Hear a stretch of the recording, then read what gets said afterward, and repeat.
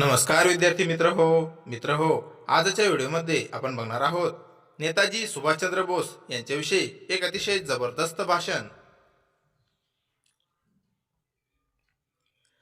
तुम मुझे खून दो मैं तुम्हें आजादी दूंगा ही केवळ घोषणा नव्हती, हा एक ज्वालामुखी होता जो एका माणसाच्या छातीत धगधगत होता। हा आवाज होता नेताजी सुभाषचंद्र बोस यांचा। आजच्या कार्यक्रमाचे अध्यक्ष आदरणीय शिक्षकवृंद आणि माझ्या प्रिय विद्यार्थी मित्रांनो, आज आपण अशा एका महान क्रांतिकारकाला स्मरतोय ज्याने स्वातंत्र्याची वाट फक्त मागितली नाही तर ती लढून मिळवण्याची हिंमत जगाला दाखवली। नेताजी सुभाषचंद्र बोस म्हणजे फक्त एक नेता नव्हे, ते म्हणजे ज्वलंत राष्ट्रभक्तीचे प्रतीक, अदम्य इच्छाशक्तीचा आदर्श आणि गुलामगिरीला नाकारणारा बंडखोर आत्मा। सुभाषचंद्र बोस यांचा जन्म 23 जानेवारी 1897 रोजी ओडिशातील कटक येथे झाला। बालपणापासूनच त्यांच्या मनात देशासाठी काहीतरी मोठं करण्याची आग पेटलेली होती। ते अभ्यासात हुशार होते। ICS सारखी मोठी नोकरी त्यांच्या हातात होती, पण प्रश्न असा होता, परकीय सत्तेखाली गुलाम राहून मोठा होण्यात काय अर्थ।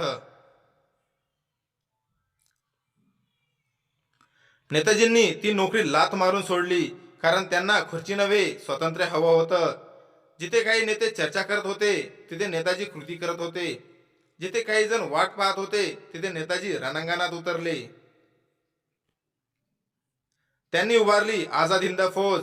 त्यांनी एकच नारा दिला, चलो दिल्ली, आणि संपूर्ण जगाला सांगितलं, भारतीय स्वातंत्र्य भीक मागून नाही तर शौर्याने मिळवायचं असतं। तुम्ही मला रक्त द्या मी तुम्हाला स्वातंत्र्य देईन हा नारा ऐकून तरुणांच्या नसानसात जोश संचारला। माता भगिनी शेतकरी सैनिक सगळे नेताजींच्या मागे उभे राहिले। नेताजींचं नेतृत्व केवळ तलवारीचं नव्हतं, ते विचारांचं होतं। त्यांचा आत्मविश्वास असा होता की शत्रूही थरथर कापायचा। आज नेताजी आपल्यात नाहीत, पण त्यांचा विचार आजही जिवंत आहे। जेव्हा आपण अन्यायाविरुद्ध उभे राहतो तेव्हा नेताजी आपल्या सोबत असतात। जेव्हा आपण देशासाठी प्रामाणिकपणे काम करतो तेव्हा नेताजी आपल्यातच असतात। मित्रांनो, नेताजींनी आपल्याला शिकवलं, स्वातंत्र्य म्हणजे फक्त झेंडा फडकवणं नाही तर जबाबदारीनं देश घडवणं आहे। चला आज संकल्प करूया, भ्रष्टाचाराविरुद्ध लढू, आळशीपणा झटकून टाकू, स्वदेशीचा वापर करू, आपल्या कामातून भारताला आत्मनिर्भर आणि मजबूत करू।